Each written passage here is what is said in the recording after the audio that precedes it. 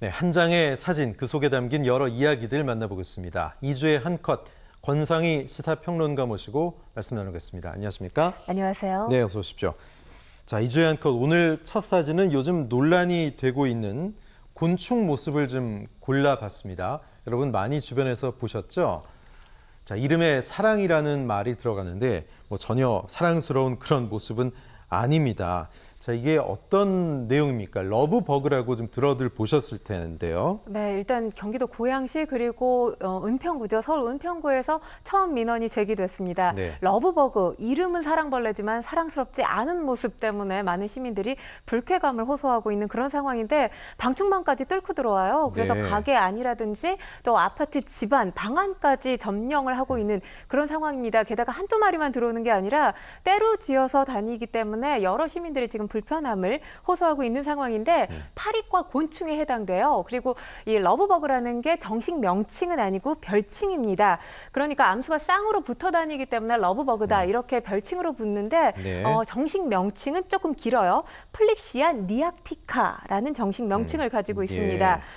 일단 이 러브버그 몸에 털이 많이 나 있기 때문에 우리나라에서는 러브버그라는 별칭으로 불리기 전에 우담털파리라는 이름으로 불렸었어요. 이 교미가 끝나고 나서도 다른 종류의 곤충 또는 다른 벌레하고 교미를 못하도록 며칠 동안 같이 붙어 다니는데 사람들 눈에는 이게 계속 같이 붙어 있는 것처럼 그렇게 보이는 거죠. 네. 일단 한마디로 유전자를 남기고 그리고 바람 피우지 못하려고 막으려는 생물의 본능이 그대로 나타나 있다. 이제 곤충 전문가들은 이렇게 이야기를 하고 있는데요. 네. 중요한 건 지금 산란이 굉장히 빨리 되고 있습니다. 이 러브버그 한 마리당 이 한 번에 알을 보통 100개에서 350개 정도 산란을 하고 있는 건데요.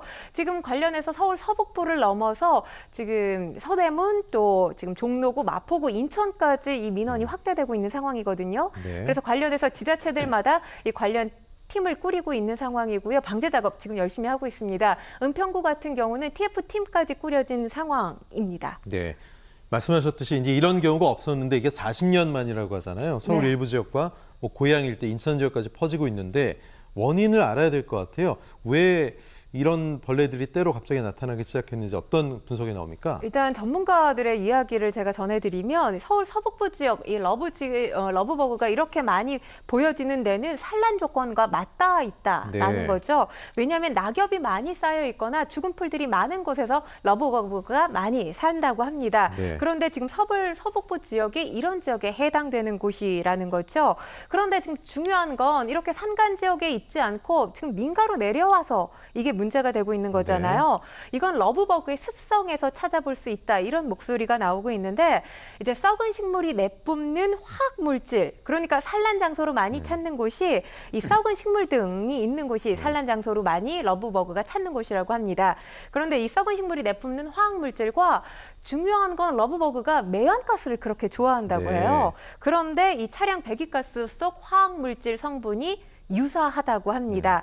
그러니까 도로 곳곳이나 차량 가까운 데 러브버그 떼들이 있는 걸 흔히 지금 찾아볼 수가 있는데요. 네. 그 이유가 바로 여기에 기인한 것이죠. 그리고 일단 이렇게 러브버그가 폭발적으로 증가하게 된 이유, 가뭄에서 찾을 수가 있습니다.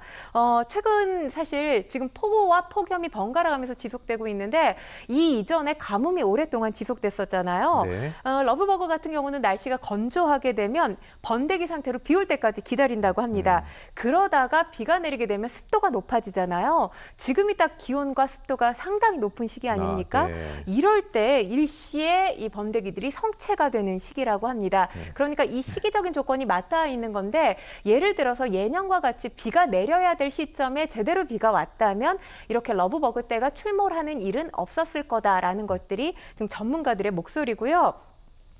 일단 중요한 게 지금 이런 식의 산란이 이루어진다면 지금 말고도 앞으로 8월 초나 중순께에 또다시 이 러브버그 떼를 볼 수 있다라는 전문가들의 목소리가 나오고 있습니다. 그렇지만 희망을 가질 수 있는 게 지금 지자체마다 아까도 말씀드렸지만 방제 작업 상당히 열심히 하고 있는 상황이에요.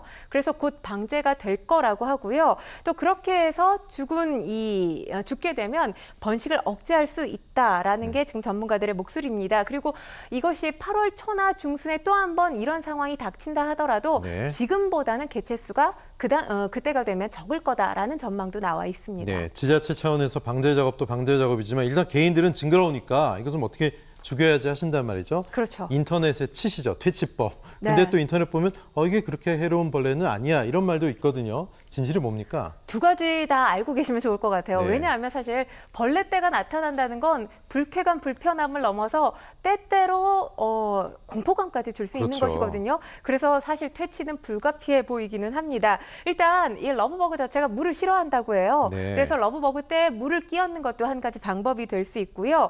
그리고 가정용 살충제만으로도 충분히 방제가 될 수 있습니다. 네.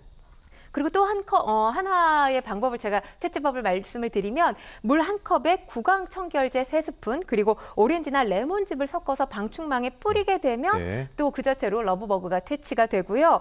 또 러브버그의 움직임이 상당히 느려요. 그렇기 때문에 이게 일반적인 곤충과 다른 것이 우리가 흔히 파리와 모기 여름에 상당히 자주 볼 수 있잖아요. 네. 그런데 파리와 모기떼 같은 경우는 사람들이 이렇게 손짓만 하더라도 멀리 날아갑니다. 피해서 네. 나아가는데 중요한 건 러브버그는 행동이 굉장히 굼뜹니다.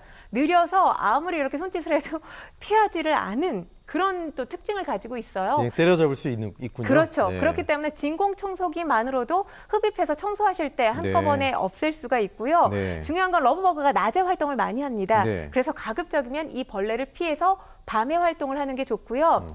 또 중요한 게 밝은색을 좋아해요. 네. 그러니까 또 외출하실 때 지금 러브버그가 많이 출몰하고 있는 지역에 사시는 분들은 예. 어두운 옷을 입는 것도 한 가지 방법이 될 수 있습니다. 예. 근데 벌레기는 하지만 아까도 말씀하셨다시피 사실 나쁜 벌레는 아니에요. 예. 순기능도 하고 있는 익충에 가깝습니다. 예. 일단 식물 밑둥서 썩은 부분을 제거하고요. 분비물, 거름 역할을 하면서 식물의 건강함을 유도하는 데 큰 역할을 해주는 예. 그런 벌레이기도 하고요. 또 중요한 건 물린다 하더라도 사실 물린다는 이야기는 제가 들어본 적이 없거든요. 네. 독성을 갖고 있지 않습니다. 병균을 옮기지 않기 때문에 그렇게까지 무서워할 필요까지는 없고요. 예. 꽃의 수분에도 도움을 주고요. 진드기, 모기 제거에도 효과가 있는 그런 벌레로 알려져 있습니다. 네, 사람이 이제 벌레도 피하고 드레스 코드도 생각해야 되는군요.